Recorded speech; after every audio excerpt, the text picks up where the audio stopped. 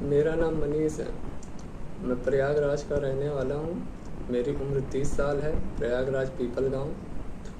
20 सितंबर को मेरे कफ के साथ मुझे ब्लीडिंग आ रही थी, और फिर उसके बाद मैंने काफ़ी वीडियो BRC सर का देख रखा था। फिर मैंने उनकी टीम से मैंने संपर्क किया। उन्होंने मेरे को डाइट बताया, मैंने डाइट फॉलो किया और उस डाइट से मैं 3-4 दिन के अंदर मैं ठीक हो गया। मैं BRC सर की टीम का बहुत बहुत धन्यवाद प्रकट करता हूँ, और मनीष सैनी जी का सर का मैं उनका भी बहुत बहुत धन्यवाद करता हूँ कि उन्होंने मेरे को ठीक कर दिया 3 से 4 दिन के अंदर। Thank you sir, BRC sir. Thank you BRC sir की टीम का। Thank you Manish Saini sir का। Thank you.